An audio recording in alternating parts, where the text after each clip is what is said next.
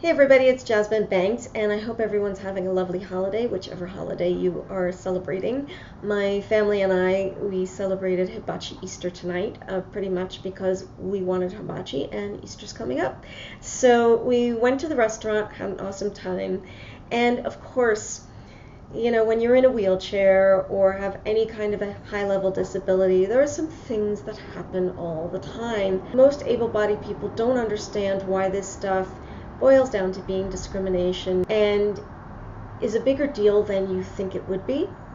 For example, when I pulled up in my vehicle to the restaurant, the one remaining handicap parking space, someone got in there quickly because they had an emergency.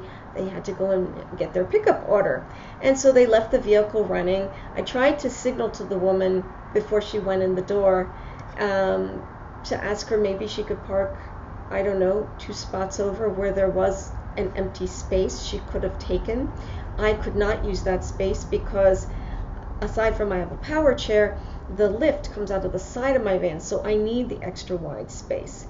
So I went and I found some other place in the parking lot in the back and made a space and tried to get through all of that without any cars hitting me because I'm vertically challenged, so they're not going to see me as easily. So when we saw the woman inside, my daughter-in-law went up to her and was polite and said, "Oh, by the way, I don't know if you're aware, but my mother-in-law needed to use that parking space." And the woman said, "Oh my gosh, I'm so sorry." And she said to me, "I can go and I can move my car." And I'm like, "No worries, it's okay. It'll be more of a hassle for me to move again now." I said, "But yeah, that's why I beeped at you, because I was hoping to ask you if you could move to a different spot."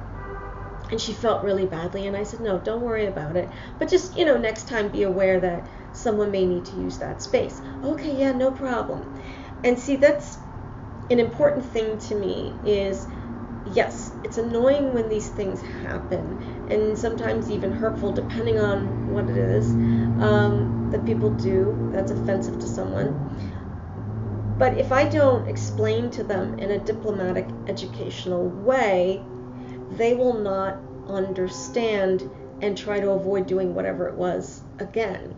So I try my best to not react emotionally, but to react educationally.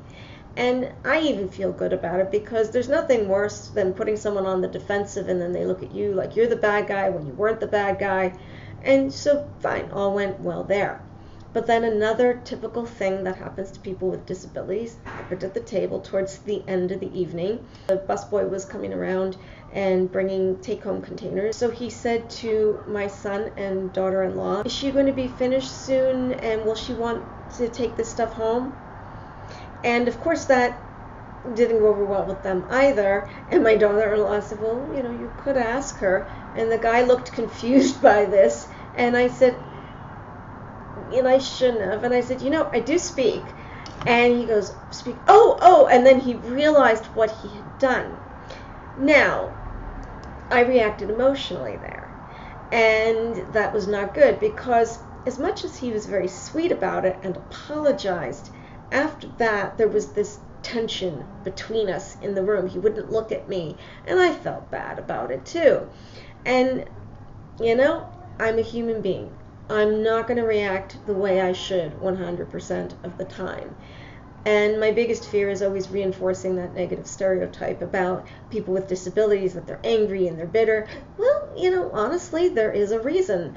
Already, anybody who's disabled has a valid reason to be in a bad mood. But then it doesn't help anything when people treat you like you are stupid. Like, your disability is mental, and even if a mental challenge for someone, it doesn't mean that you shouldn't ask them the question first or tell them whatever it is you want to tell them. If that person truly is not capable of engaging, well, then you could talk to the person next to them, but you should always assume that they are capable mentally, verbally, to answer your question or whatever. Why is this discrimination? Because a lot of people don't think it is.